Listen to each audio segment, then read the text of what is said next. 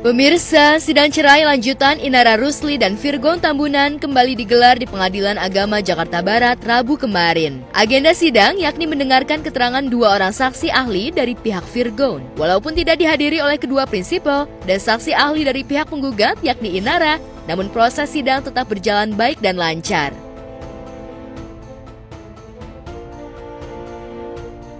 Dalam sidang yang digelar secara tertutup dan berlangsung 1 jam tersebut, saksi ahli dari pihak Virgon menjelaskan mengenai aturan nafkah dan hak asuh anak. Akan tetapi, pihak Virgon tidak dapat mengungkapkan beberapa nominal terkait nafkah tersebut. Sidang hari ini keterangan ahli, bahwa kami sudah menghadirkan ahli, dan kedua ahli yang kami hadirkan dalam persidangan ini menjelaskan tentang aturan-atur tentang nurtus, terus ahli yang kedua mengatur tentang nafkah hadona, idah, dan beberapa keterangan yang kita tidak bisa sampaikan di dalam persidangan ini, di keterangan pers ini. Jadi mungkin untuk teman-teman terkait seperti apa keterangan ahli bisa dimintakan keterangan ke Humas Pengadilan Agama Jakarta Barat.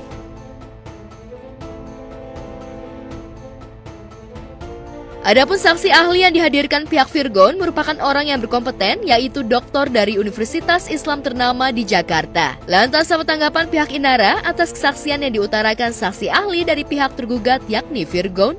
Proses persidangan hari ini kami selaku tergugat menghadirkan dua ahli, dan kedua ahli ini semuanya doktor berdasarkan keilmuan yang mereka miliki. Salah satu ahli dari Dr. Irfan dari kampus UIN Syarif Hidayatullah Ciputat. Saksi yang kedua dari doktor juga dari kampus Muhammadiyah Jakarta, Ibu Arofa. Dan yang pertama tadi saksi Dr. Irfan menjelaskan tentang perilaku yang dilarang seorang istri. Karena setiap pernyataan itu kan pasti membutuhkan bukti yang otentik ya. Ya nggak boleh mempermainkan sumpah ya, karena ini disaksikan sama Tuhan langsung, sama Allah langsung. Adrianus menjelaskan bahwa pihaknya mempunyai keyakinan terhadap kesaksian yang diungkap kedua saksi ahli yang dihadirkan kemarin. Selain memiliki kredibilitas yang bagus, kedua saksi tersebut juga sudah menjelaskan sesuai dengan agenda jawaban yang sudah pihaknya jawab dan sampaikan bersama bukti-bukti yang diserahkan ke majelis hakim. Sehingga pihaknya memiliki keyakinan penuh dari keterangan saksi yang akan menguatkan argumen daripada gugatan kliennya itu. Ahli yang kami hadirkan ini kan mempunyai kredibilitas yang bagus, dan juga ahli-ahli yang kami hadirkan ini menjelaskan terkait seperti agenda jawaban yang kami sudah jawab, begitu juga dengan bukti yang sudah kami sampaikan. Jadi kami sangat yakin dengan ahli yang sudah dimintakan keterangan di dalam persidangan tadi. Insya Allah besok ini hari Selasa sudah sidang pemanggilan saksi. Jadi harapannya mudah-mudahan proses hukum bisa berjalan dengan adil.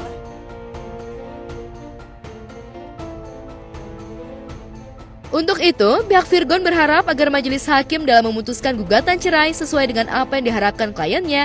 Salah satunya, yakni terkait hak asuh anak yang diharapkan jatuh pada pihak kliennya, yaitu Virgon Tambunan. Terkait untuk peluang, itu kan tetap yang akan memutus hakim.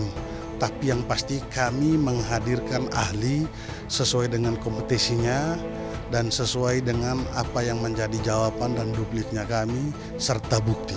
Masih rasional, artinya bahwa kenapa saya bilang masih rasional, bahwa hakim memutus perkara ini sesuai dengan apa yang kami harapkan yang ada di dalam jawaban, begitu juga dalam bukti, seperti itu.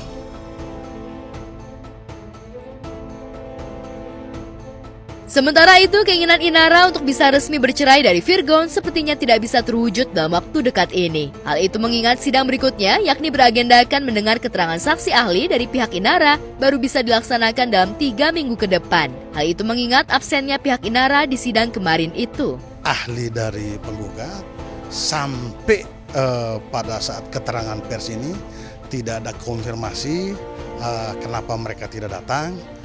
Karena berdasarkan itu hakim ketua meminta agar proses persidangan ini ditunda 3 minggu yang masih mengagendakan keterangan ahli dari penggugat. Karena ini cukup lama ya, berlarut dari bulan Mei belum ada putusan kan, ya supaya bisa lebih cepat untuk kepastian hukum bagi klien dan juga anak-anak. Dari pihak Ibu Inara ya tetap ingin yang terbaik dari hasil persidangan ini. Anak-anak berada pada hak asuhnya.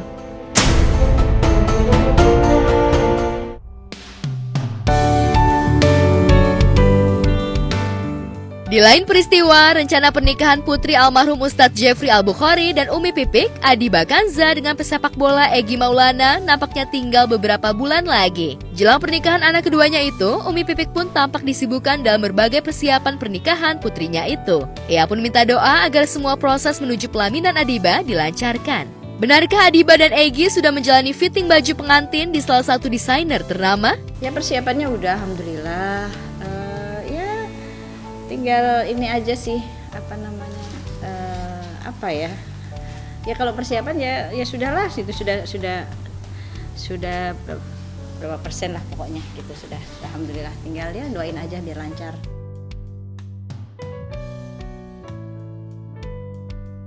Sebelum memutuskan menikah dengan pria pilihannya, Umi Pipik memberi wejangan kepada Adiba putrinya. Istri mendiang Ustadz Jeffrey Al-Bukhari itu meminta putrinya untuk taat pada suami ketika telah menikah nanti. Menurutnya, menikah merupakan ibadah yang paling panjang. Kalau pesan-pesan bukan kalaupun Abizar yang nikah pun juga saya memberikan pesannya ya lebih ke mental mereka, siap nggak jadi seorang suami yang kelak akan bimbing istri, siap nggak kamu sebagai seorang istri yang kelak akan dibimbing sama suami.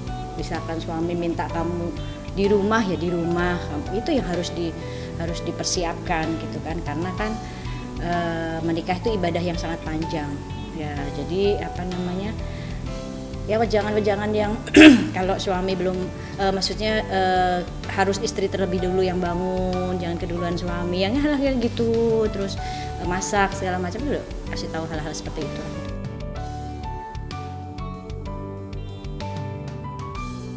Saat ditemui tim Gospot, Umi Pipik juga membeberkan pendapatnya soal calon suami Adiba Kanza, Egy Maulana. Lantas seperti apa sosok Egy Maulana di mata Umi Pipik, dan bagaimana pula dengan profesi yang dijalani Egy saat ini sebagai pemain sepak bola yang namanya dikenal di dunia sepak bolaan tanah air? Saya bangga sih sama public figure, kan kadang orang memandang public figure itu gimana gitu ya, dengan sudut pandang orang lain gitu ya. Oh iya, baik, anaknya baik, soleh gitu ya, taat ibadah, itu yang penting buat saya sih. Buat calon mantu saya yang penting dia baik, mau dari kalangan apapun, yang penting dia baik, dia soleh, dia taat sama Allah, udah itu cukup buat saya. Kalau urusan materi mah ya Allah, kita kan yang ngasih rezeki Allah ya gitu. Jadi jangan takut menikah kalau kita misalkan belum siap materi, dan kalau kitanya memang udah siap, karena Allah nanti akan kasih rezeki.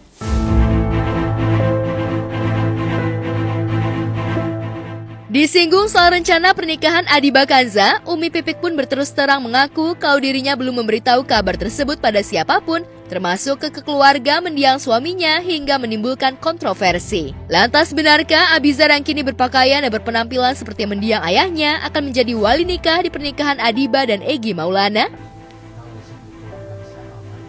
Saya malah belum ngasih tahu. Jangankan keluarganya Uji, keluarga saya aja belum. Keluarga saya aja belum. Sampai pada nanya kapan nih, ntar juga dikasih tahu. udah semuanya udah rapi, udah beres, baru deh.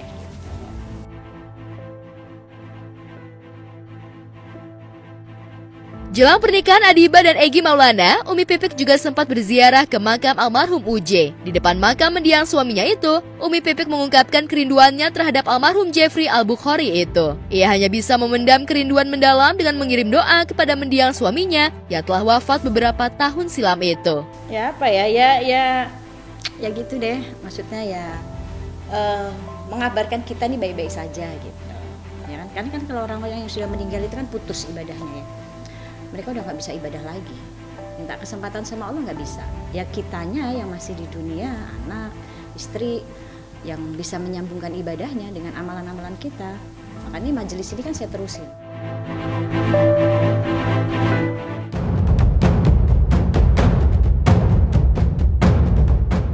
Sementara itu, soal laporan dirinya terkait kasus yang menghebohkan yang dilakukan selebgram Oklin Via yang diduga melakukan penistaan agama, Umi Pipik menyatakan kalau laporan dirinya di kepolisian terus berlanjut.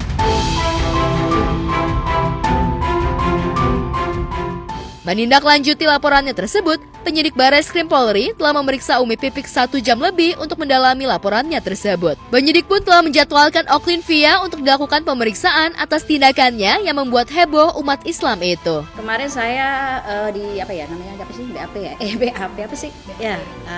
ditanya-tanya tentang laporan saya, ya sudah, hampir 1 jam lebih. Tinggal pemanggilan mungkin ya, karena kan si